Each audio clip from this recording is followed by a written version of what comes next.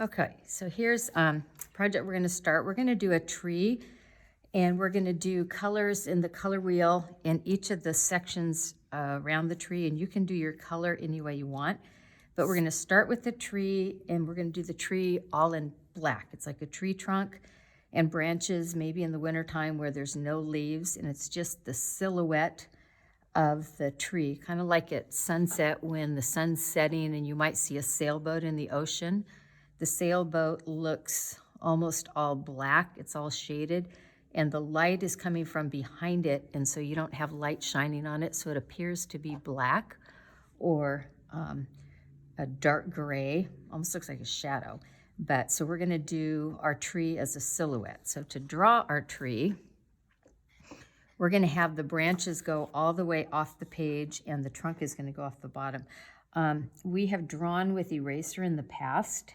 I don't happen to have my big pink eraser. I've got the smaller pink pearl, which is my favorite, but this is a smaller one and it doesn't seem to draw as well. So I found one like at the end to put on the end of the pencil. And a lot of times I like to draw with the eraser to begin with. And you guys who have been in art class know that I like to draw with the eraser. That way, if I make a line and I don't really like where the line is, like say I made that line, I don't like it's a little bit too wide on the tree, I can wipe that part off and I can kind of work with my lines and my plans, and it's not permanent and I don't have to do a lot of drawing and erasing and going back and forth. So I'm got a little bit of it sketched out already. I'm going to draw with my eraser and get this all laid out how I might want it. I think I'll go in here. I'll do a little bit different angle here. So that way when I'm drawing, if there's something I like I don't want to wipe off my whole tree and start over, I just start over the one little section that I might do. So I'll do that there. Yeah, I think I like that. Wipe that off. I think I like a little bit lower. Okay, a little bit angle like that. And you want your tree to be a little bit, don't make the lines too straight that it looks like boards that you might have bought that were pre-cut at Home Depot or something, or at Lowe's. You want it to look like the branches are actually growing, so they might be a little bit windy or a little bit bendy. Okay, so I think that's pretty good. So I'm going to go ahead and outline it, and notice how and move this down a little bit. My eraser line is basically a guideline. It's not like the set line I have to use, but it's kind of giving me a guideline. I'm going to make the branches get a little bit skinnier as they get farther away from the trunk, because I wouldn't have a really huge end of a branch growing out of a tiny little twig. So I'm going to extend that a little bit farther. So I want to have them get a little bit thinner as they disappear from the trunk. And the way God designed trees to grow is if they were too heavy on the end of the branch would break and the branch wouldn't be able to hold up the whole rest of the branch. So the way God has designed things, I don't know that any of us have seen a watermelon tree. If there was such a thing, I can't imagine how the watermelon would stay growing on the tree. It'd probably fall off and land on our heads. Same as like a pumpkin tree. I've never seen a pumpkin tree. So things that God has created that grow, it makes sense the way they grow. And God is a perfect designer, and he's made things designed in a way that they make a lot of sense. Okay, so there's my tree. And just want to make sure we're still going. I'm going to take a marker, and again, I have two types of markers. I have a very large marker, and I have some smaller markers. I'm going to do the initial, get the newer one. The initial outline I'm going to outline with the smaller marker. If I need to get little areas, it will probably help. So I'm just going to outline my whole tree.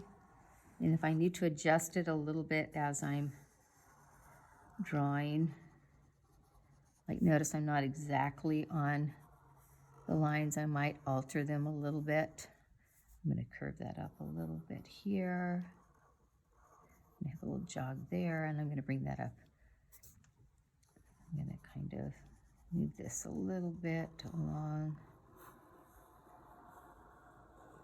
But I just don't want it to be perfectly straight. I want the lines to kind of go as if it's a tree growing.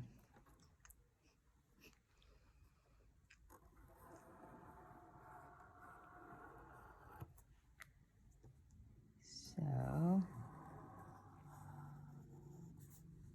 going to outline here. Just cross over.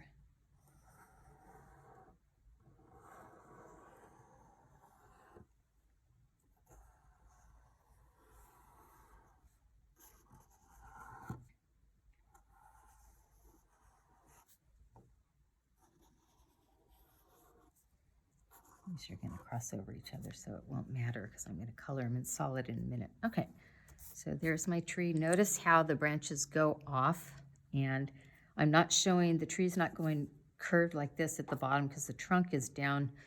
The trunk's below here, so I'm not going to have ground. It's going to be basically just like sky in the background. So what I'm going to do now, also the branches are all going off, and what I've created is different compartments or different separate areas. That's what we would call negative space. The actual tree itself would be the positive space, and these would be negative spaces. In each of the negative spaces where the tree isn't, where the space in between is, have created different shapes. So my negative shapes are interesting and different from each other. So after I do that, I'm going to go ahead and fill it in with the thicker pen.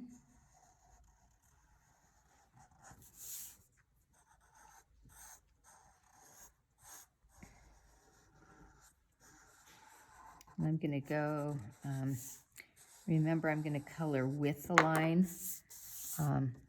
so that I stay within the borders and I don't have color marks going in and out of my space of what I want for my design and my shape. So I can color in as I go, or I can outline the whole thing and then fill it in. I kind of like to fill it in a little bit as I go. It kind of makes me feel like I am accomplishing something along the way, and I kind of know where I'm at.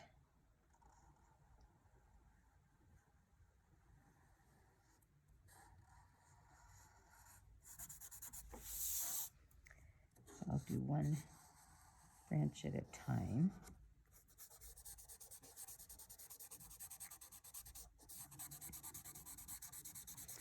And you might be, as you're coloring your tree, and you might be thinking of the shades of colors you're going to use, how you're going to lay out your color. You can do your color in a linear fashion, and I'll talk about that and show you specifically what I mean after we color this in. But you can do a linear fashion coloring, or you can do coloring per each little negative shape can be a different color. And when we think of the color wheel, we start out with the primary colors. The primary colors are blue, yellow, and red. And from those colors, those are the beginning colors, I call them, the starting colors. We're going to then make other colors. So if you mix yellow and blue together, that creates green. If you mix yellow and red together, you're going to create orange. Yellow and red's going to make orange. And if you mix red and blue, you're going to end up with purple. So those will be the 6 colors that we're going to involve in our color wheel selection in our tree. Now, when you get into each color section, like if I'm in the green section, I'm going to have the greens. I'm going to use whatever greens I want. I'm going to do a variety of shades of green. And I'm just going to, I have a crayon box. I think I've got the 64 crayons, and I'm just going to pick my favorites. I don't have to use all the greens that are in the box. I'm just going to pick a selection of what I like. And then same thing with the blues, different shades of blues. I can add, with blue, I might have a dark blue, a deep, deep blue. I might have a sky blue. I might have a turquoise blue, which is basically kind of a mix between green and blue. It's like a blue-green, and it creates a turquoise. So I might have some colors that could be in either section. I could do the turquoise in the blue section, or I could actually do the turquoise because it has some green in the green section. So I'm going to have some choices I can make, and there's no just one way to do it. I also am, when I'm in the red section, pink is part of the red family. So if I am working in the red section, I might even use a little bit of orange red, and deep red would be like a burgundy, so that would be in the red section. In the yellow section, I might use colors like different shades of probably lighter orange to create deeper yellows. So, so that's what we'll do when we start coloring. Okay, so I'm done with my tree.